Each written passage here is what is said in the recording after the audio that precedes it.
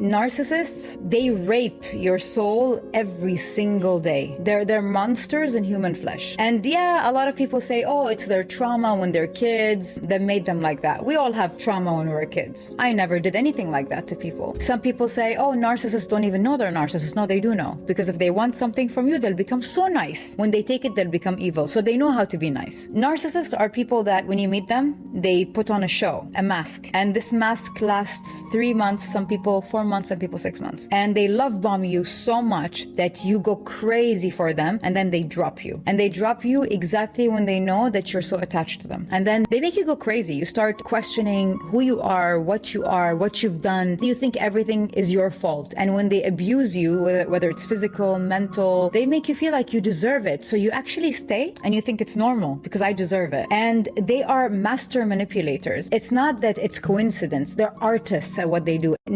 This is so true. Narcissists are master manipulators. I dated one. I dated a demon. And she called them a monster, but they're kind of like demons who, even when they're like their good side, it's their Mr. Hyde is not as bad as this, but it's still got some jacked up shit. I'm just saying. So yeah, I dated a demon.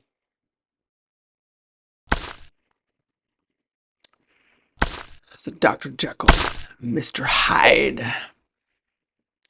Yeah, it was a bitch. And like they act batshit crazy, okay? This is what happens when you roll with a narcissist. Like, you can't ever call them out on their shit because they just blame you for everything. They're always the victim. One of the greatest but hardest steps to recovering from a narcissist is the realization and acceptance that they will always be the victim. They do something to hurt you and now you bring it up? Now they're the victim. You leave them for cheating on you? Now they're the victim. They treat you like garbage for years and you finally stand up for yourself. Now they're the victim. And there is nothing that you can do or say that is going to change that. In fact, the more you try, the more ammunition you give them to load their accusation gun. And this is a tough pill to swallow, especially if you're still hung up on the phony words that they've been feeding you. And narcissists have their own delusional narrative where they are special, and anything that you say or do to shatter that image makes you a perpetrator. But it may help to remember this. Their victimhood is not your responsibility. If you agree with me, can you say amen? So now I'm doing this filter. This is like this is what happens. This is what you end up looking like if you date a demon. This video is about a lady. Like, I related to this video. I like the public offenders channel. So he calls men out on their shit because they need to be called out, and they need to be called out by other men because they don't really listen to anyone else. But anyway, he had this video of this lady. I could so relate because, like, rolling with like a demon, he was a raging alcoholic. I think the alcoholism was trying to manage severe mental health problems, because sometimes people use drugs and alcohol to manage severe mental health problems. It was horrible. Dating a violent, abusive alcoholic, it was fucking horrible. So when he posted this video about this lady, I so empathized with her. I got married not even a year ago. And the man I fell in love with is not the man I'm married to today. They are not the same person. I don't even know where the one I got engaged to is. He's probably lost on a fucking island. That switch be flipping. That switch be getting flipped quickly. Sometimes the men wait. They wait 2, 3, 4 years. Sometimes they wait 6 months after the marriage. But that switch be getting flipped a lot. Most of the time it be getting flipped. Basically, I saw a TikTok yesterday that said every single relationship that is successful has at one point been a dumpster fire. Cap. Terrible. I don't believe that. Not to say my relationship hasn't been a dumpster fire at one point in time, but in my, figuring things out in my relationship with my wife, I figured out that it never needed to be, it was never that serious. It was never that serious. That's and that's the thing that I'm always trying to like convey to men. It's like, you're the problem. Like it's okay to have conflicts and issues or whatever, but I'm talking about to the level that they happen in most relationships at one point in time. It never was that serious. Ooh, I agree with this bitch. Dudes rage out like psycho ass nut jobs. Like homicidal rages, beheadings, fucking chopping bitches up, pulling out uteruses, like freaking batshit crazy. Like, it isn't that motherfucking serious that you need to be doing all that. Literally acting like some demon bitch. When does it go out? When does the dumpster fire go out? I've been living this for what? Like 8 months? 6 months now? Yeah. I'm called a nag, I'm a bitch, and I'm too high maintenance. Oh, but I'm fucking insecure too. All the things. And my favorite is I'm told I'm a nag and controlling when I say that his drinking is an issue, which it is. For my birthday, what did I ask for? For him to be sober. Damn. Because when he's sober, he is the nicest, most caring person I've ever met. When he drinks, oh my god. Gun to my head, wouldn't go and be stuck in a room with him. Couldn't do it. The demon came out. That's what happens when that bitch drinks. The demon shows its ugly head. Like, and then you end up looking like this. And that demon come up. Like, and you can see it. So many crimes are committed when people drink. Because I personally think drugs and alcohol open you up to influences that, I don't know, come out, or it disinhibits people's maybe true colors or something. I don't know. It kind of had this kind of flip switching kind of thing where he could be, they have the capacity to be really nice when they want shit or to control themselves, but then I don't know, it's almost like they just don't give a fuck. There's like the switch that goes off and then they just don't give a fuck. Like the dude that I rolled with, he would just get in fights with everyone and just start fights, and then he would start a fight and then blame you for it. Like he just wanted to fuck some shit up and fight. And the irony is that like I had to file a restraining order against him, but the cops, he would even fight the cops. Like one time the neighbors called the cops because he showed up raging drunk, all acting like a psycho demon, right? I'm just like tired even thinking about it. But anyway, and I tried to get him to leave. He wouldn't, because like all bets are off. And I talked to his brother too. Even their family members are not exempt. His brother said he was the same way to him. And as like I said, his mom was terrified of him, and that's why his mom checked him into a facility, a year-long facility, because when the demon shows up, it's not human. Like, so it'd even kill your human parents. I'm just saying. Like, and some mofos you can see in the news do these things. Couldn't do it. It is like raising a 180-pound child that becomes incompetent and an asshole the second there is a drop of liquor involved. Beer, liquor, doesn't matter. And here I am, sitting here. Last night we got in a fight, and all I was looking for was, I voiced what bothered me and how it made me feel, and all I was looking for was him to either acknowledge it and try to make it right, or own up to it and apologize. What'd I get? I got told to shut the fuck up. No. Was he drunk? Did he say this? Because she said he's really nice when he's sober. So I'm like, are you talking to him when he's drunk like this? Because Yeah. Like this is you just gotta leave. Like you know what I mean? Like if a motherfucker drunk and he don't want to stop drinking and talking to him while he's drunk though. Mm-mm. I had to learn the hard way too. Like I had to learn the hard way. Oh my God. That like this guy, like the public defender guy is saying, you can't talk to a drunk. You cannot rationalize with them. You can't it's like the demon's out. You can't rationalize with the demon. The demon just wants to fuck some shit up, wants to hurt a bitch, wants to just do whatever they can to hurt you. I don't even know what causes this. It's so weird, but they just all they do is want to hurt people, right? They just love it. They just love it so bad, because whatever.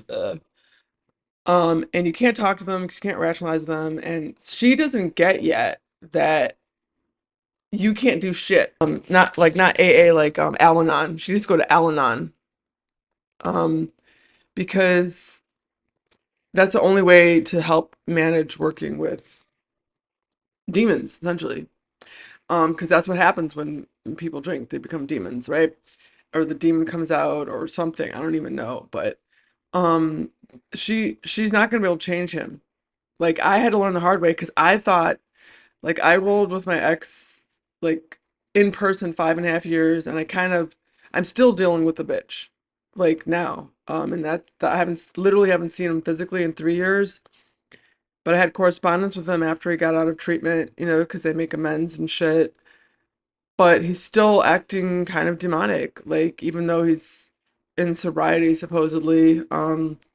He's contacting me. He's dating another woman. He's still contacting me, leaving me messages and shit, wanting me to go to Mexico. And like, I don't know. And then like last time, like I'm trying not to engage with him because when you talk to him, it's just a shit show. He's like, oh, like I'm only attracted to you. I'm only emotionally like her. I'm not attracted to her. But like, will you come to our wedding? Like, and I'm like, what? Like, it's just crazy talk, like, which makes me think he hasn't addressed his mental health issues. And he's like, he left comments on my YouTube channel. I'm like, frick my life. I never told him about it. The only bitch that's even watching this shit is the demon. And left comments. And of course, they were like, oh, keep it going. You're doing blah, blah. But he'll turn on a dime in a split second. He'll leave negative comments in a split second. Like, seriously, like, they turn on a motherfucking dime. Like, he used to always give me these compliments and oh this and that, but then as soon as you don't do something that meets their expectations, then you're just it calls you names and you weren't worth shit and all this. It's just horrible. Like they're horrible to date. Dating a demon is not recommended.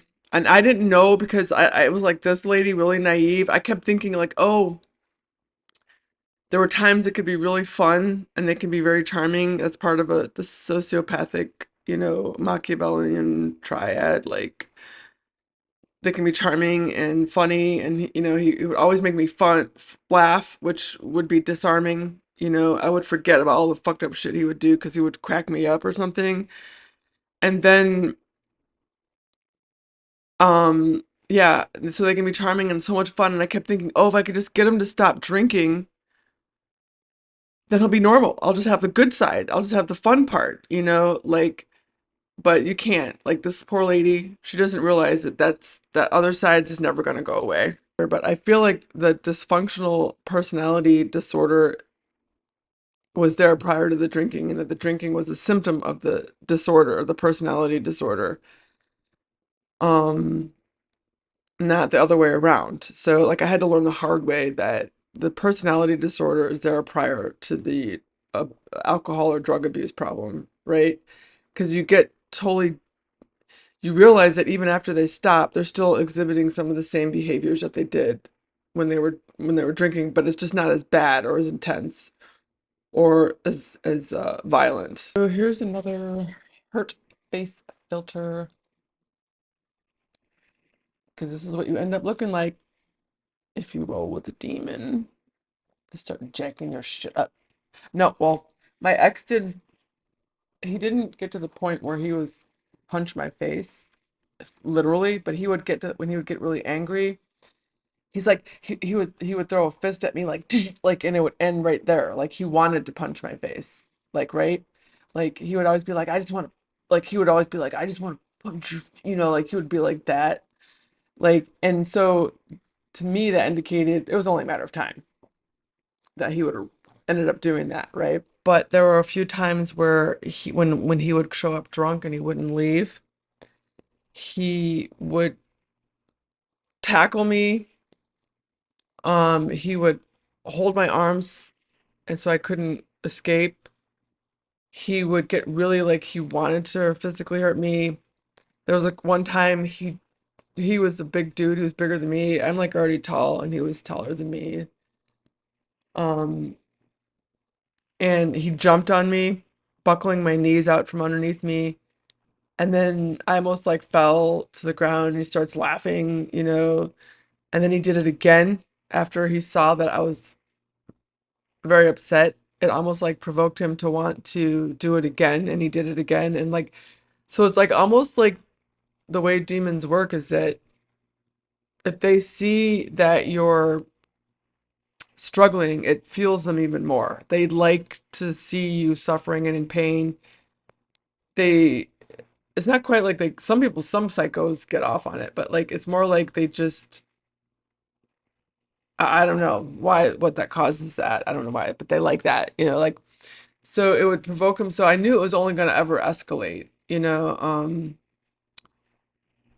And then when the one time when the cops came, this cop literally, he wasn't even afraid of the cop. Like the cop could have shot him or something. The cop ended up hitting him with a baton because he was fighting the cop. Like he wasn't even afraid of the cops. Like he didn't care if the cops shot him, or whatever. And then next thing I know, like I see the cop chasing him out of my apartment down the alley. And then all of a sudden I see an ambulance showing up in the front of my apartment. And my psycho ex was getting in the ambulance because the cop, I guess, had to disarm him or with the baton. Like he didn't use the gun. He probably could have used a taser.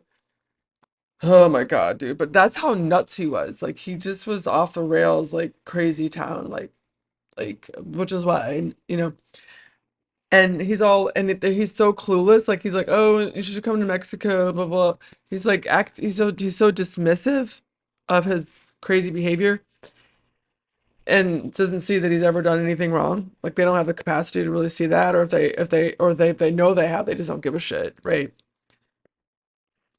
He's like, he thinks I just go to a completely different country where I don't know anyone. Like that's where like he probably wants me to go so he can have more control and he can really, have total control. I'm isolated literally on a different country and then he can do whatever, you know? Because I don't know. And also he's contacting me even though he's with a new girlfriend because he's not, I guess, not getting enough supply through her, or she goes through lag in his supply, and so he's got to reach out to me to get some kind of validation or supply or something. I don't even know, dude. Ha- So anyway, this clip is from another content creator I really like, Sheila True Love. She's like the auntie you wish you had. She's good. She's a really good auntie. And she has really insightful views on a lot of things and picks a lot of good clips. And this is true. Like my ex is reaching out to me because he's trying to get supply from me. Obviously his new girlfriend, because he's dating some other woman. And which clearly indicates that he's not trustworthy. Probably wasn't with me, not with her, probably won't be with anyone. He was a pathological liar when I was seeing him.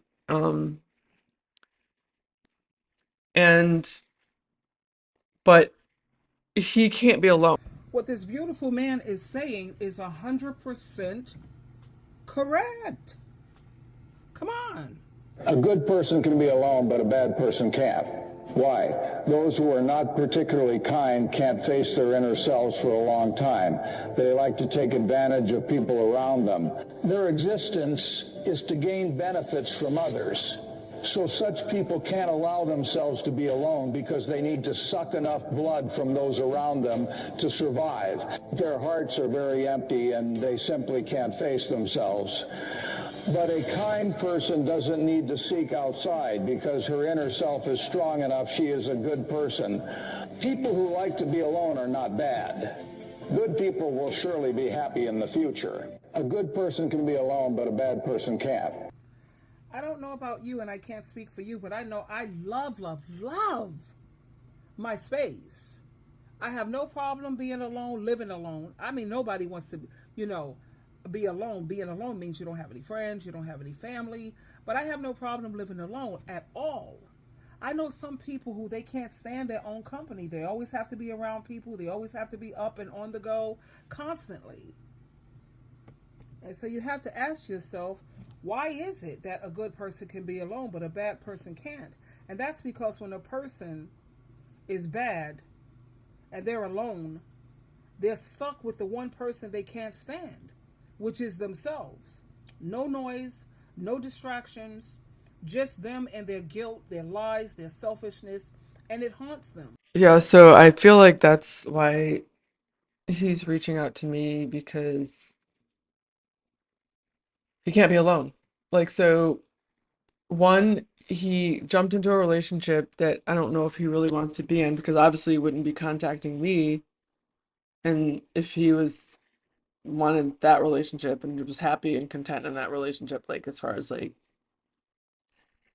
two, I don't know, maybe if with like narcissists, any one person will ever be enough, like, because they just need narcissistic supply. So I guess maybe when his new girlfriend isn't paying him enough attention or meeting whatever, he's trying to get supply from me, so that could be it too. Um, but yeah, so he's, I don't know. I feel like I don't know. Some people are just chronic cheaters. I don't know. He was a pathological liar. He would lie about dumb shit too. Like, you just like, why? Like, why would you lie about that? Like, what? It just, everything that came out of his mouth is a lie. So I don't like, and now he contacts me and leaves messages and stuff.